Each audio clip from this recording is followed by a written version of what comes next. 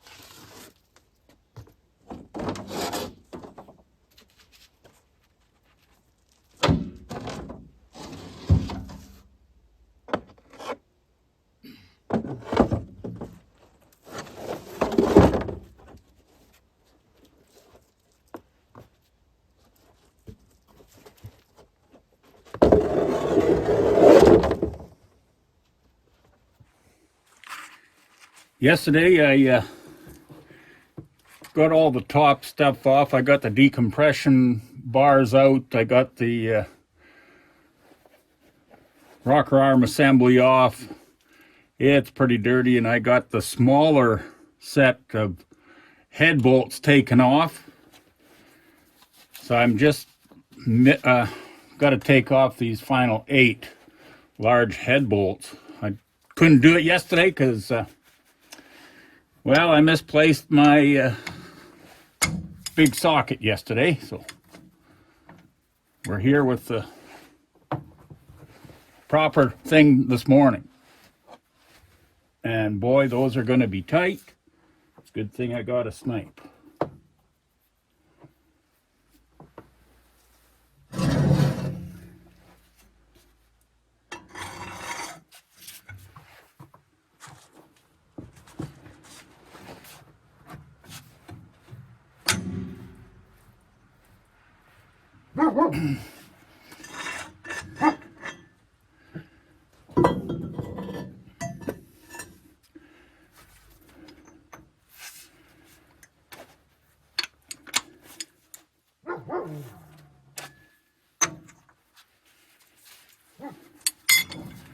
I'm going to get the strong bar. Yeah, going to have to devise a better plan.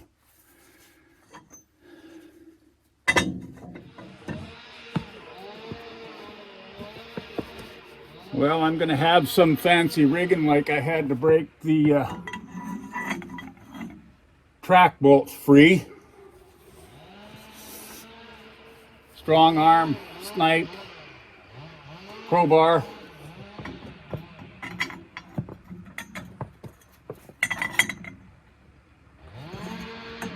And I moved this operation down to the ground because when this all breaks loose, I'll fall on the ground. I'm already standing on it. Whereas if I'm balancing up there, if all breaks free, that could hurt. So let's try this out.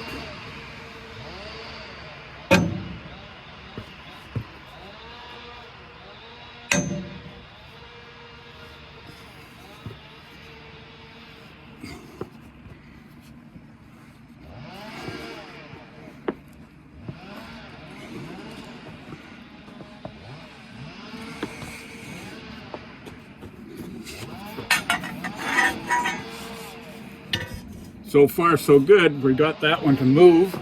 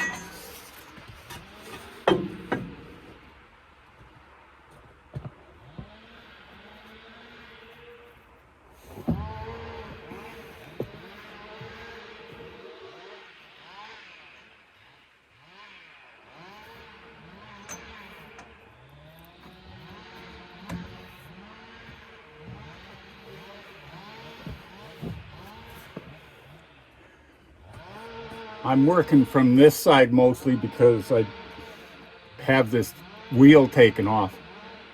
Sure makes it easier to climb up and talk or stand on this walking beam without this extra tire there. It makes a lot of room.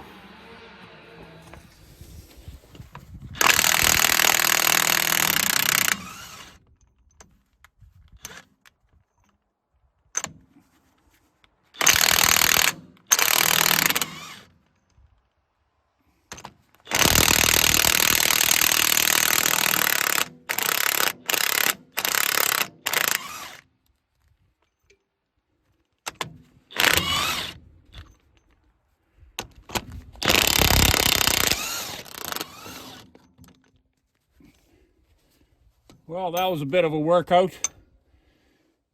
Standing on the ground and breaking all those 8 bolts, boy, were they torqued up solid. But we got them all off of there. Awesome.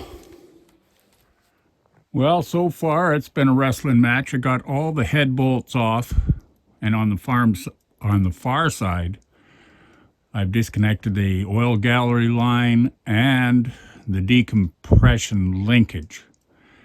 Now the push rod tubes are still pushed into the head and whatnot, but I'm assuming when I lift the head up, they're kind of spring loaded, kind of like a V-twin Harley Davidson.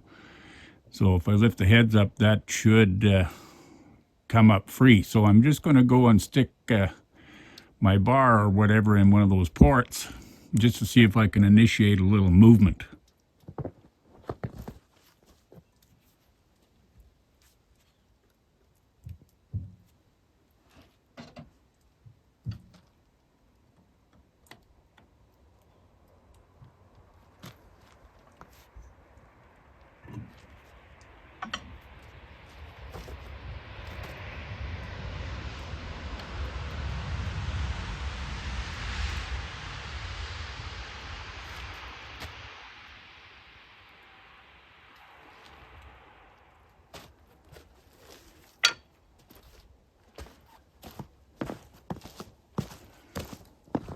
Well, yeah, I got it to move. It was an easy lift. It just lifted right up. When I lifted up and put my bar in, wedged in between the head and the block, I can see daylight clean through. So let's go get the Clark.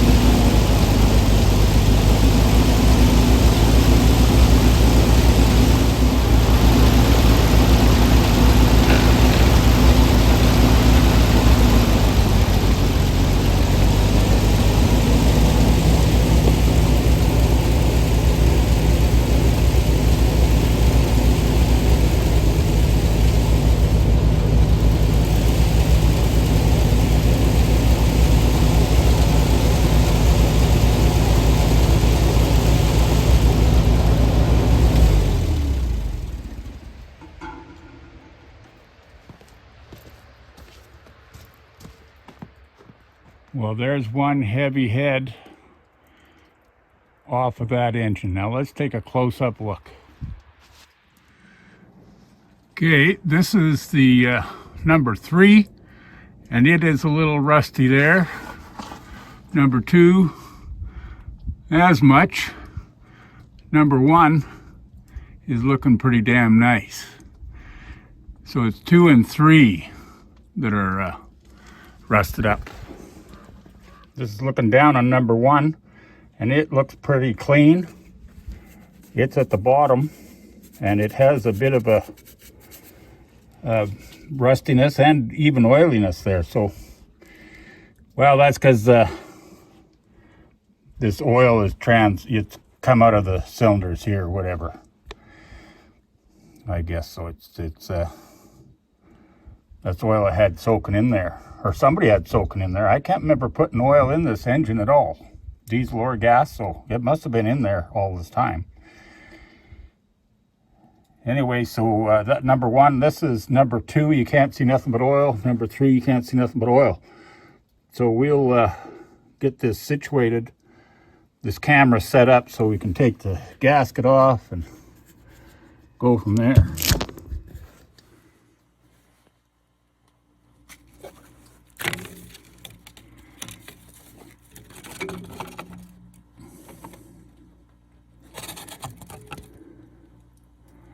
That's a nice looking gasket. It's got a bunch of junk on it. It's got some lettering there. It says exactly 5 3/4 inch engine bore. So I'll have to clean it up and read some numbers on it. I'm sure I'm going to just reuse this gasket.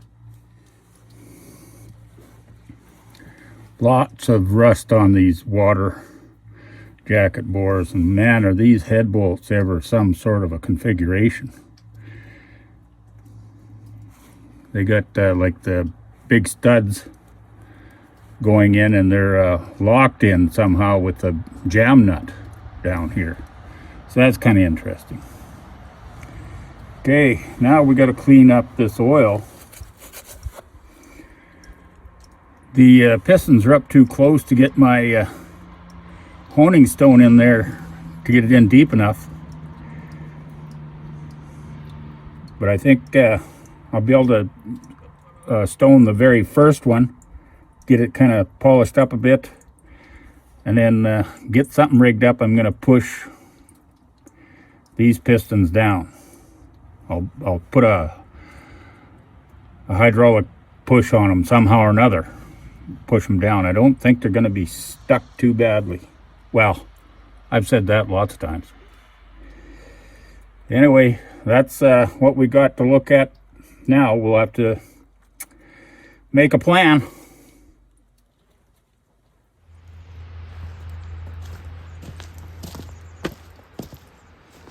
Okay, well, I got what I wanted to get accomplished done today.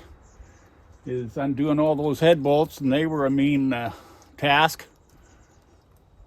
Got them all backed off, got the head lifted off, confirmed that it's not as all bad as what I was really anticipating, and I was kind of thinking that when I took off the exhaust, and intake manifolds was pretty clean in the ports and stuff. So, but it is basically, I don't think rainwater, is just condensation over the years.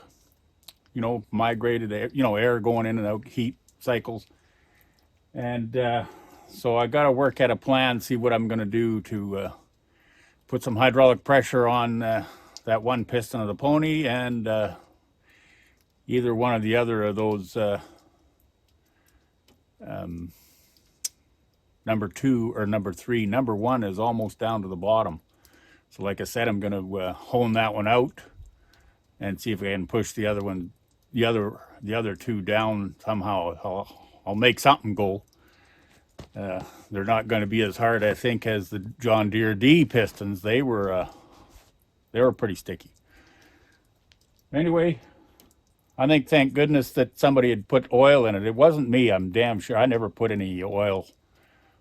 I would have left a damn mess on the intake, going, somehow or another there would have been oil staining or something. And I never took the injectors out, so it was laying with oil all this time. And then, yeah, through the years, condensation got the better of those cylinders. Anyway, I'm going to put the tools away, put the hood back on it, and take this head up to the main yard, and we're going to call it a day. I got to go to town, pay a couple bills, and maybe a jug of rum. We'll catch up to you later.